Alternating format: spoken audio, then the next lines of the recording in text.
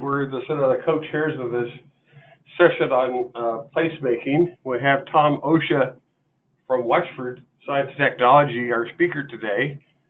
He's been involved with the Wexford company, which is a developer of science and technology parks. Yes, we have 12 of them now. Wexford is making a major effort to try to create a sense of place for its various projects. Tom has been very much involved in thinking that through, both personally as well as through the whole staff, as well as with some consultants. And so today he's going to talk a little bit about the importance of placemaking and how they've been going about doing it. So with that, I'll turn it over to Tom. Or Ellen, you want to say your words first? We're delighted to have Tom, and thank you, Tom, and thanks to the other attendees for participating. Well, thank you, Charlie and Ellen, and hopefully everybody can hear me well. Those of you who may know me know that I have a face for radio, so this is probably the preferred medium to have me in. What I thought we would do is maybe talk a little bit about the importance of placemaking. I brought some examples that I can show and share with everyone. And if at any point, I know everyone I think is muted just for the sake of logistics, but if you want to use the chat feature, ask me to stop, explain something, happy to do that. And if we find that becomes unwieldy, we'll go open mic for everybody. I want to keep my part kind of short, maybe 20 minutes or so that we have plenty of time for a robust discussion, open mic, and I'll take any questions you have. I've tried to keep the examples, all two examples that I'm familiar with. And as a matter of fact, some of them are from Wexford's 15 different knowledge communities around the country. Others are not. Others are just, I see about 75 innovation districts around the world a year. And so I just brought some photos from a number of those. So let me kind of jump into it a little bit. And I'll start by saying that as folks are building innovation districts, a couple of years ago, it was really all about having great spaces, right? And these nice, open, activated kinds of lobbies, great collaboration and gathering environments. And as a matter of fact, what you see up there are the kinds of pictures that we tend to get back from architects who are very, very proud of the spaces they create. The one thing that you see missing in all of those is the people. And so when you really think about placemaking and activation, for us, it really is all about people. And so you can have wonderful design, you can have great buildings, but if they really aren't welcoming and inviting, if they don't pull people in, they don't create those centers of congregation, then your collaboration is going to be limited. And that comes in a couple of different ways. It comes in intentional creation, so that you're really bringing forth folks in meaningful ways to support programming or other kinds of events. And it also happens in how you create those kinds of accidental collisions that might occur in the public realm, in hallways and kitchens and in other kinds of environments. And so as a matter of fact, when I think about it, it really is more than real estate. At the end of the day, it is all about the experience. And so, if you kind of see the progression of what we call knowledge communities, what Brookings and others call innovation districts, we really have seen in each different evolution a more and more of a focus on programming. And so as you see, the orange in the slide continues to get stronger the farther to the right that you go. And by the time you're in what's called 4.0, which is kind of where Wexford is going right now, it becomes about the experience, right? And so it becomes about everything coming together, whether it's programming, whether it's design, whether it's public realm, mixed use elements, leveraging the elements that are in the community around you. And so that into one kind of holistic environment. And so as I kind of thought about it, I kind of look at it from a number of different points. And I thought I'd kind of put these forward. We'll look at some examples and then have some time to to discuss them and to maybe talk about your own kind of situations. First and foremost, I think as I'm looking at innovation districts today, they absolutely have to be porous, and they need to be an authentic part of the neighborhoods that they're in.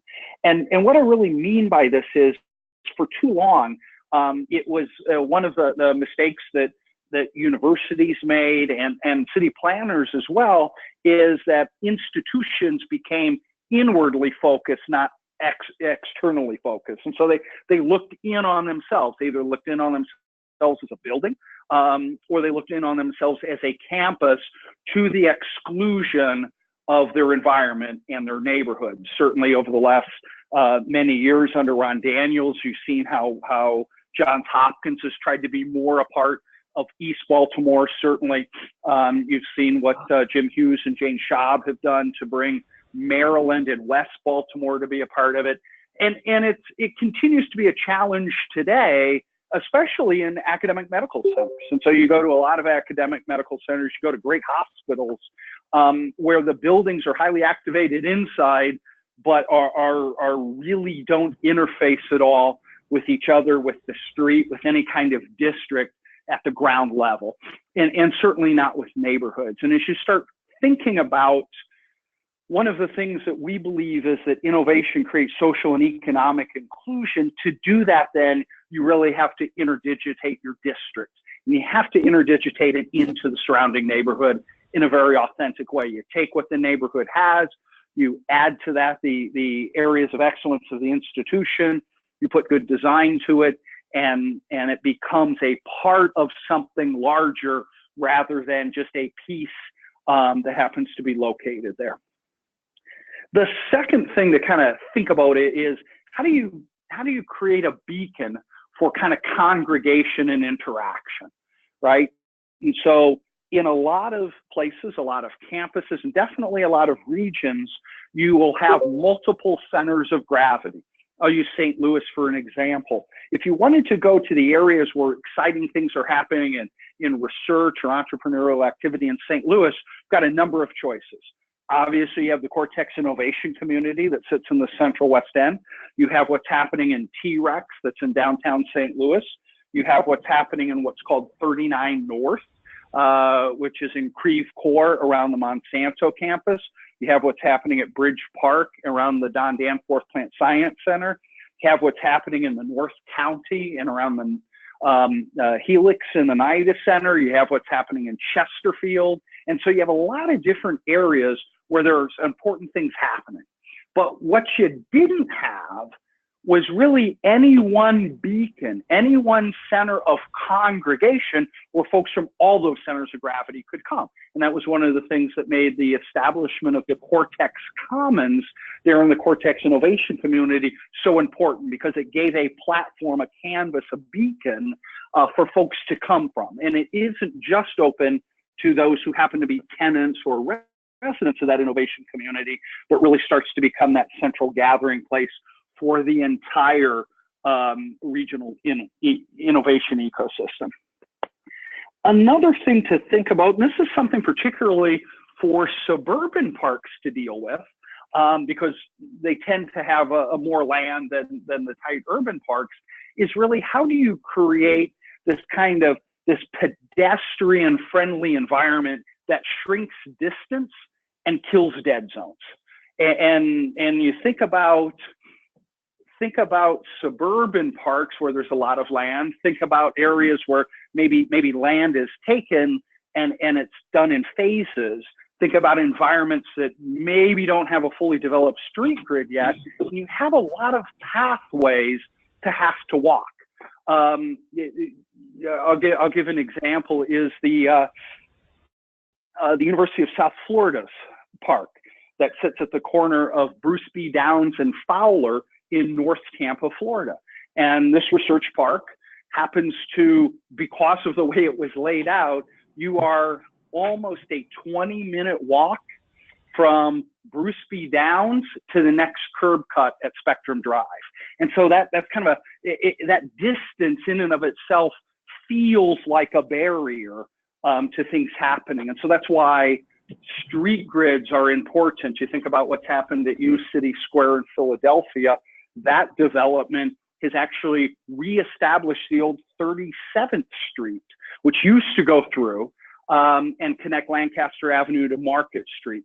That was reestablished as it was being reestablished as part of this development to both cut the super block to make this a more walkable environment, to reconnect the university, and then along its path will be some temporary things. If you're in Philadelphia, you may have seen the pop-up beer garden that's there. You may have seen the meadow of street trees, things that may be temporary uses, but they make the distance, the walking distance, feel a bit shorter. And so creating that kind of pedestrian-friendly environment and removing those dead zones becomes an important part of activating the environment.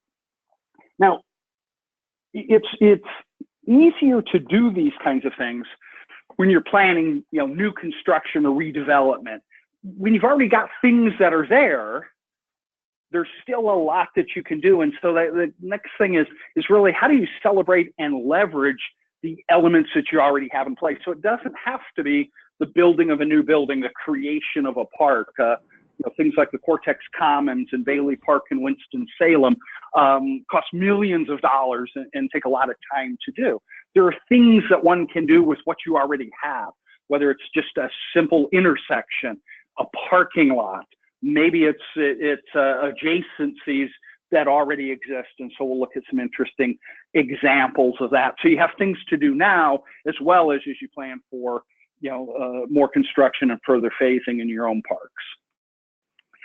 One of the things that we've kind of learned quite a bit about it, and this is not just in the world of research parks and innovation districts, but it really is becoming kind of in the world of the generational shift that we're seeing with millennials and behind them Gen Z, is the fact that experience is important. And so creating that experience these days is actually starting at the street level. And in fact, folks are drawing impressions of buildings before they ever step inside them. So it isn't just the way that a building is designed on its inside. Equal attention actually has to be given to the outside, to how it approaches the street, to its approachability, to the experience as both a way of branding what you're doing within your park, as well as creating that kind of experience and sense of place around it. And it really doesn't have to be, expensive or complicated. Whoops, sorry about that. And it doesn't have to be permanent to be impactful. And in fact, experimenting is one of the most important things that you can do. I'll show you some interesting ideas of some experiments, but I'll tell you that one of the examples is in Philadelphia. There is a meadow of trees. These trees are all planted in large planter boxes. They're growing. They provide shade. They provide something interesting to look at. And then as the U City development continues to grow, those trees will come out of the boxes and become street trees. The planters can move elsewhere and be replanted. So it isn't just permanent things, but in a lot of cases, it's the temporary element that creates some surprise and some excitement. I don't think I need to reinforce the importance of helping you find your way, really, of the wayfinding. And I got to tell you that it's one of the things that I notice when I'm on campus and in cities the most is the real lack of wayfinding, or the lack of keeping it up to date. And just the wayfinding itself can actually help remove barriers, make things appear to be closer. One of the greatest disappointments I had, I was in a city not long ago, and I forget which city I was in, so I will apologize. But I came out of the hotel and I took a left, and I walked around and I explored. Had I taken a right, I could have gone down one block and seen this amazing park that I had no idea was even there. And so just helping people find their way also is a way to shrink distance. And then finally, while I don't have examples of it in here, because I don't need to tell you folks about the importance of this, you're doing great things already, it really is program, program, program. So what I've kind of brought forward is a palette into which you can program. And across our communities, we are constantly programming, both programs that Wexford does, programs that our partners like the Science Center or the Innovation Quarter or Cortex do, programming that the universities themselves may choose to do, or programs that actually come from the community, from Venture Cafe, from others. So these great spaces do have to continue to be given attention, watering them almost, with the kinds of programs that get people in the habit of coming, that continues to engage people in collaborative environments and just continues to make these areas worth celebrating. So with that, I'll kind of stop and ask if there's any questions or debate about this. And if so, we can discuss at this point. If not, I'll take you through some of the examples that I've brought with me. I think that's a great list, Tom, and very thought-provoking, and summarizes a lot of what's been going on. So I think that's terrific. Well, great. Thank you, Charlie. It's amazing what you can accomplish on an LA to Raleigh flight yesterday. Yeah. Tom, yeah. I was, do you have one or two examples that you would hold up of more traditional suburban research parks that have had to create more place, more excitement, more appeal? And, you know, again, do you have some examples of where people have done that well? Yes, I do. And so that, Ellen, that's a great segue. How about I jump into some of the things that I've brought to show and to talk about, and a couple of those are indeed suburban environments. That would be great. All righty. So I'll just kind of reinforce here. I brought two slides that kind of show the importance of needing to, if you will, interdigitate to the community. And so I just brought aerials so that you can kind of see what I mean by that. But this is City Square. For those of you who are familiar with this, and probably many of you are, by knowing Jeannie and the great work that the Science Center has done, this is what you're really looking at is Market Street in Philadelphia, from what's called the University City District, from 34th roughly to 38th Street. And the area outlined here was really a new environment. It was 14 acres that Wexford and the Science Center together got. And after we got this, the challenge started to become, well, what to do with it, right? Because in a lot of cases, up until this point, the development of the Science Center itself, now known as U City for the real estate pieces, had always been along Market Street. So that you had this frontal face on one of the major thoroughfares of Philadelphia itself. But with the addition of these acres, now you're actually moving backwards. So you're kind of moving backwards along 37th Street, Filbert, 36th, and 38th Street. And so there's opportunities now to reintroduce the street grid. As I had talked about, from 37th Street now, that runs from what you see on your chart is Pivot Park up to Lancaster Avenue. The extension then coming in from I think that's east and the west there, coming in on Filbert and Cuthbert. So to really create more of a street grid so that you have the opportunity for more walkability. You've got the opportunity for more interaction building to building. And you also are cutting down again on the super block that is that longer walk, that more foreboding walk, if you will. And it encourages more interaction with what's happening here. It also provides opportunities for the community. Because one of the things that had happened several decades ago. This used to be a high school site. It was a high school, I think, and a middle school on the site. And when the Philadelphia public school system put the school on there, they closed 37. So what they really did, in a way, was to actually block all of the residential neighborhoods from Lancaster Avenue over from opportunities on Market Street.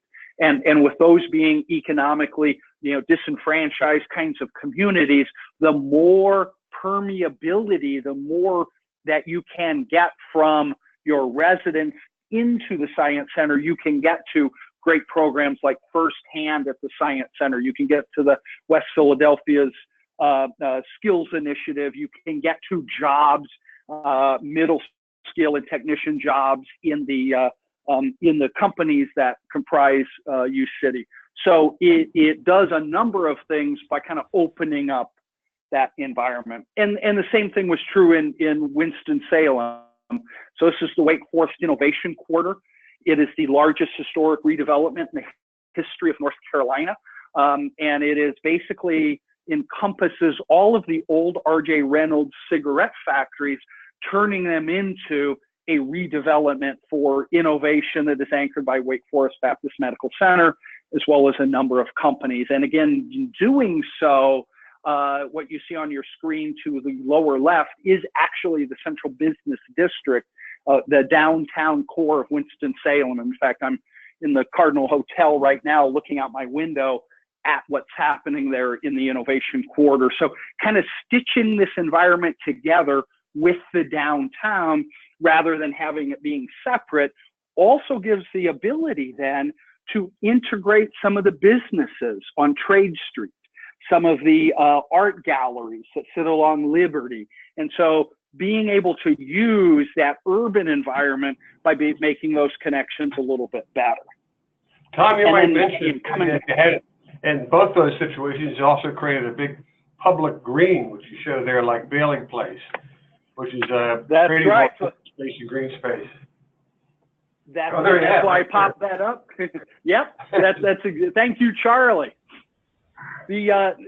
What we really did was kind of coming into this idea now of a beacon was one of the ways of integrating these into their environments is to create this central gathering place. In Winston-Salem, it's called Bailey Park. In Cortex, it's the Cortex Commons. In Philadelphia, it's U City Square. We've got a plaza that we're designing in Providence. So in these environments, you create this place that isn't just for the tenants, but in fact, the picture you're seeing, I think, is it's a concert that they do in the evening. That concert brings students out. It brings folks from abroad and a diverse set of communities, both the communities to the east side of I-35, which are more traditionally economically challenged communities. It brings folks out of some of the cool, trendy lofts that are downtown. It brings folks from some of the housing, place called Goler Heights in, and it really has become this community environment. In fact, when they held the U.S. trials for road cycling for the Olympics, the park was the start-finish line of that. It's a top part of what's called the River Run Film Festival. So this environment has really transcended, if you will, transcended Bailey Park and is becoming an important element. Now, going to Ellen's question from before, one of the things that they're doing a lot more of now at NC State on the Centennial campus is finding ways to program both their lakefront and to program some of the open spaces with concerts, with yoga, with food truck rodeo, which I think I was there one day, there were 13 food trucks, and it felt like every single tenant of the building, as well as people from the community, had come out on a gorgeous day just to interact one with another. And so they're using those spaces to your highest benefit is an important part of it. This is coming up now is the Cortex Commons there in St. Louis. Again, another piece that is meant to really stitch together the park with the communities. By the time Cortex is finished, this park will actually be on on kind of its western border rather than in the center, but continues to be a gathering place against which everything gets programmed in, from yoga, which seems to be very popular these days, to food trucks, to movies at midnight, to concerts, to anything that people can imagine. And as a matter of fact, once you have these environments, they're the ones that a lot of folks come forward with great ideas of how to use it. Another thing to think about is I had talked about these temporary ways of shortening the distance. I don't know if anyone's seen this. This is in Manhattan, down by what's called Pier 42, which I just realized I spelled incorrectly. Pier 42 there's a park, there's a construction site, and there was what used to be just a chain link fence. That was, and we've seen lots of chain link fences, all of us have, around different kinds of things. What they decided to do was take it, if you look at it one way, which is look at the bottom, it kind of becomes a bit of wayfinding, right? The arrows are pointing you towards Pier 42. If you look at the top, there's a community chalkboard. There's all sorts of seating. There are places to play. It's become this place where people can gather, can stop, can sit, can write something on the board. It's shortening a walking distance, providing a pocket kind of park, if you will, in what otherwise would have been a real eyesore.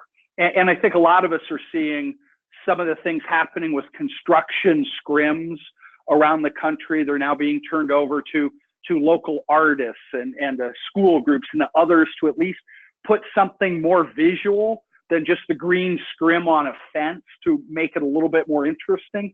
I use this because this was actually, I liked it. It was an activated use rather than just a static use. Now, as we think about leveraging some of the elements that we have in place, one of the things that was interesting was what's called the Wynwood Yards. So many of you have probably heard of the Wynwood Arts District. It's in Miami. It's in a very cool kind of area. The Wynwood Walls are famous worldwide for where mural artists come and do their work. They're a great tourist attraction, but they're running out of walls and they're running out of space. And so one of the things that has started to happen over the last couple of years is the use of some of the vacant lots that were sitting in and around this warehouse district that's now the Wynwood District, and to create Wynwood near kinds of things that begin stretching closer to the community. And so this is Wynwood Yards. The Wynwood Yards is basically a series of containers, shipping containers, that are both used as restaurants, as bars. They're in the back then is a gravel lot that is used for food trucks, for concerts, for games.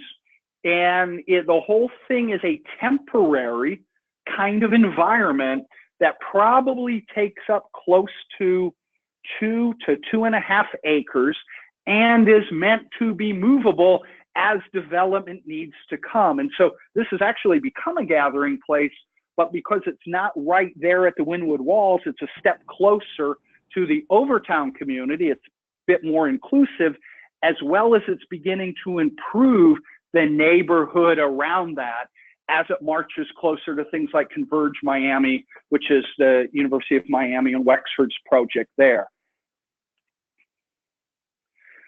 Those of you who may know Phoenix, Arizona, know that one of the country's, I guess, best known arts districts is called Roosevelt Row in Phoenix, Arizona.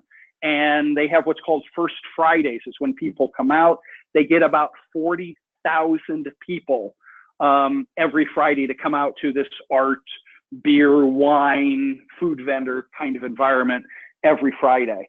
The interesting thing about it is that developers, both of residential, which you see in the picture, as well as the project that we're looking to do in the Phoenix Biomedical Campus, have thought through how to design their streets to interface with Roosevelt to continue to grow the opportunity to grow First Fridays and to make sure that the new developments coming on are hooking into Roosevelt Row rather than turning their backs on it.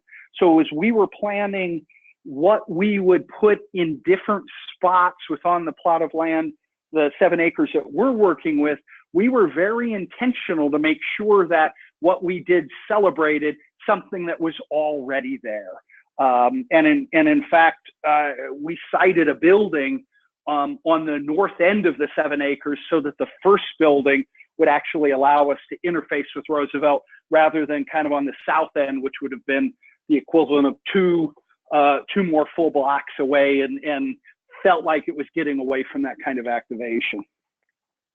You can use space between the buildings. So this is just a residential and a commercial building, what in a lot of cases would be just a side alley or just an unused walkway. In Nashville, Tennessee, you can see it's very activated. There's some food booths out there. I think the open doors that you see on the ground floor there are a bar.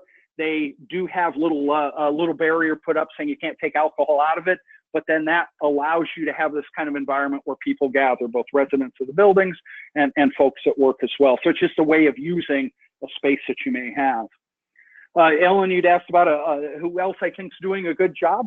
This certainly is the rail yard at Purdue as part of the Purdue Research Park.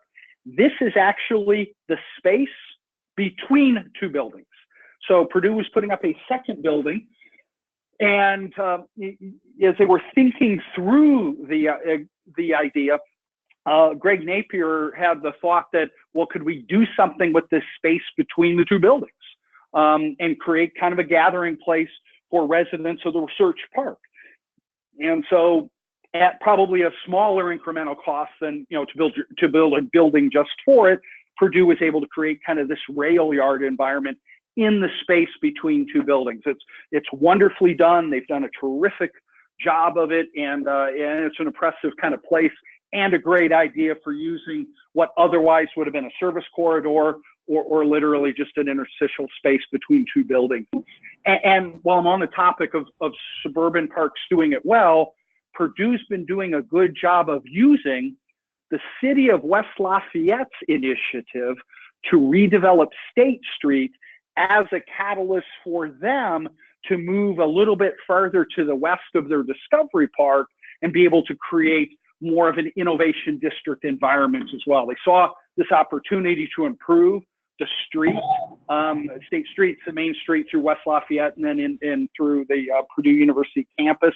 And so they took that opportunity, knowing that the streetscape would get better, to then start creating elements as well that could leverage off of that. Now, it doesn't just have to be, as I've said, new construction. This happens to be an existing intersection. So this is an art installation. It's both the blue is kind of a canopy. It's actually stretched across wires. And then the red is paint. And this is in what's called the Edge District in Memphis. And it is just an interesting kind of intersection. Now, the red then starts becoming places where cafe and bistro tables and chairs go up. So it becomes a place where you can do programming as well in an existing condition. This is a crosswalk that I saw in Santa Monica. This was done by what's called Street Plans. And this is a group run by Tony Garcia out of Miami and New York.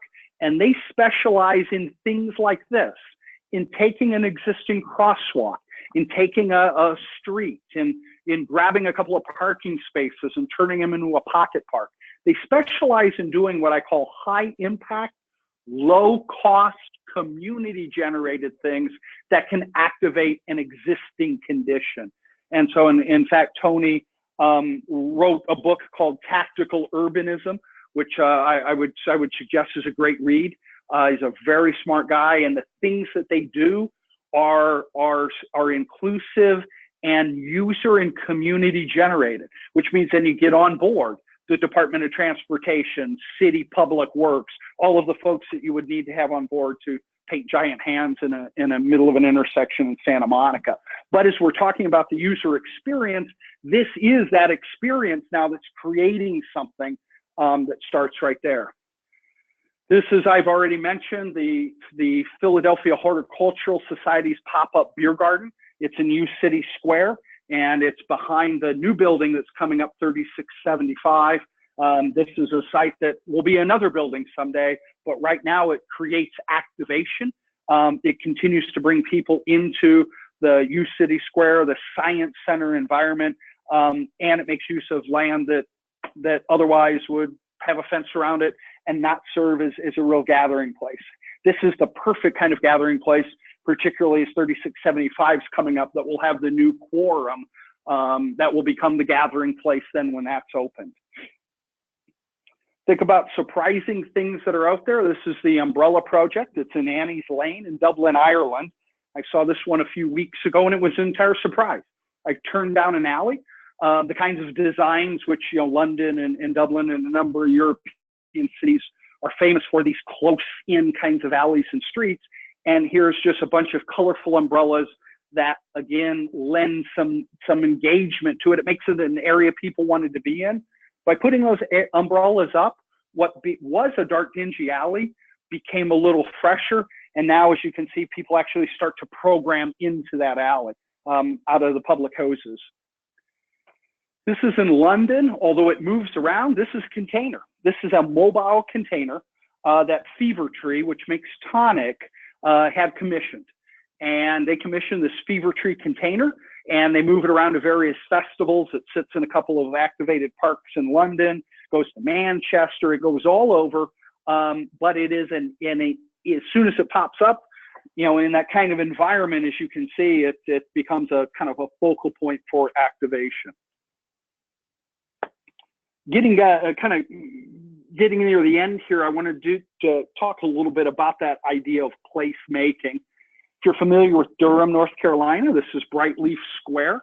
It used to be part of the old tobacco warehouses in and around downtown Durham, and now has really been developed. The sidewalks are nice and wide, and they can be used for all manner of things. Lots of street festivals happen within Brightleaf Square. They connect into the Chesterfield or into American Tobacco or the other things that are happening in that area.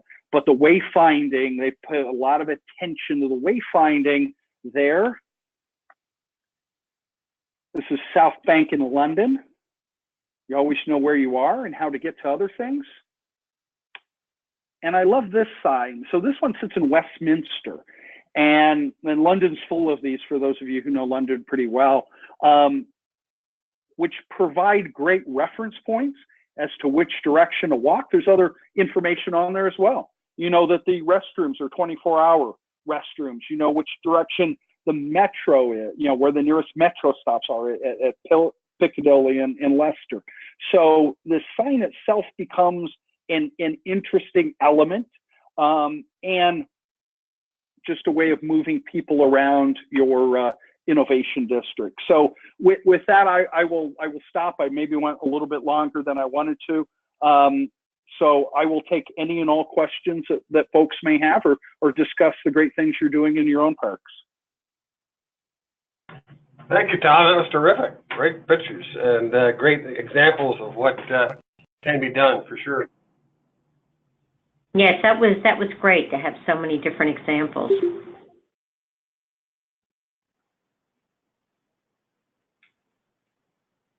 Well, you know, I think one of the interesting things is you say that these things don't necessarily have to be terribly costly, right? I mean, the idea is that they're not multi-million-dollar parks, all of it, but they're using container boxes and other kinds of things that are relatively inexpensive and can be moved. Yeah, they can be moved. It's great just to experiment with what's going on, and we've seen all manner of stuff. You know, some of them are $10,000, $20,000 at a clip. Others are $200 worth of paint and a bunch of donated trees and flowers and a group that has a passion for improving their neighborhood. Tom, are you aware of situations where by opening, becoming more accessible by the communities and bringing community folks and research folks, university folks together has created challenges or problems? So what kind of challenges are you referring maybe to challenges with safe or secure or theft of bistro chairs, things of that nature? That or, you know, sometimes, you know, I like to think of all of our tenants as being socially conscious and embracing diversity and, you know, and the local community. But I guess the question is, you know, are there folks for whom that's not appealing? You know, the kind of tenants that we typically attract to our parks.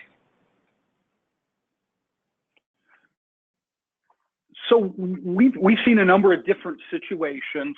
I'll kind of go over a couple of them.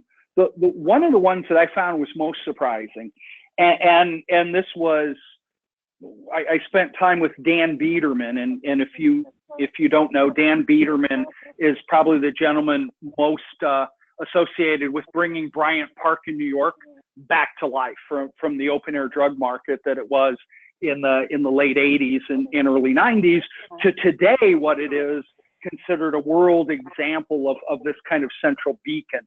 And so Dan had a number of things, such as always fresh flowers in the ladies' restroom. No chair could be more than 2 pounds. The bistro tables that you see, and what he showed was when you did these things, you know, they didn't get stolen. You know, kids didn't come through and steal all the chairs or throw the flowers on the floor. That people kind of took a pride in this. As we've done this in other communities, we've seen the same thing, and so we haven't had issues with our stuff. What we've tried to make sure, though, in Cortex, particularly in Bailey, where I am today, in these other environments, that we start by being inclusive, by working with the Civic League, by working with there's an AME church here called Goler Heights here in Winston-Salem, and working with them, so that right off the bat, folks began to understand that something like Bailey Park isn't just a park in the Innovation District, but it's a park that belongs to everybody. And so we didn't have these issues of folks afraid to go to that park because it was someone else's turf. This belonged to everybody. It was a community treasure. And so from that standpoint, it's kind of been seen as that. People really have embraced it quite a bit. They've programmed quite a bit to it as well. It goes hand in hand with programs, though, that are meant to create jobs, to create opportunities in these communities within the Innovation District, so they feel some ownership of those districts themselves. And so it really is that partnership that is so important. We found in a number of cases that certainly we can do some things as the developer, but it really is our partnership with the universities, and you know, they're experts in town and gown, and they really have a lot of goodwill in many cases already built up, and can help guide to make sure that these are seen as being inclusive. Okay, yeah, and that's a very good point, the point about programming, because I think many of us, our programs are really geared toward the entrepreneurs and their issues in terms of growing a business, which might be a bit different than some of the other folks in the community who are looking for help with whatever it is, jobs, retraining, opportunities for them. So that does mean you have to do kind of a more diverse set of programming. It does, very, very much so. That brings up a question, Tom, I mean, this takes people talent, and the programming part of it means that the research park or somebody's got to have a person or persons that are thinking about some of these things, and also whether it's setting up chairs or picking up trash or whatever it might be, there's a cost beyond the physical aspects. What have you found how these things are being organized and managed? Sure. So, a couple of approaches to this that we see that work. One of them, and a very desirable one, is one that you've taught us, Charlie, and that really is to think about this up front within the governance structure. And so within the governance structure, you can charge a park cam, if you will, across all of the developers, across all of the buildings, so that you're starting to build up some money that can be used to hire a person to do this kind of programming, to make sure that you have those resources. So that's one way, and that's a really good way, because that money is sustainable. It doesn't require philanthropy. It doesn't require constant development. In fact, and as the park grows, that fund grows as well, and so that's a good way. The other way that we're seeing is there's sponsorships a part of it. So there are companies who are starting to see the importance of this for their own brand. Now, they're doing so in a way that doesn't make it look overly commercial. So go to Bryant Park and you won't see a whole lot of commercial signage, but you'll see very discreetly that the ping pong tables are sponsored by Southwest Airlines. You'll see that the video monitors and the movies at midnight are done by HBO. You'll see that I think actually it's the library system, the city of New York sponsors the reading rack. And so companies have chipped in, and even Washington Park in Cincinnati. I was there on Saturday, and Southwest had a presence there. And so there can be, where there are strong corporations who are good citizens, civically, this can be a way. And then one of the trends we're seeing is actually building managers are starting to recognize the importance of this. And so some building management firms are starting to see that services like concierge service, or having a more activated conferencing center, not just setting chairs in either classroom or table rounds, but kind of doing some more and supporting some more of the programming is important as well. And some of them are moving in that direction. Thanks. Is there any other questions that people have that want to unmute and jump in here? Yeah, it looks like I am unable to unmute most of the participants because you guys are self-muted. So if you guys wanted to unmute yourselves, you please feel free to ask some questions.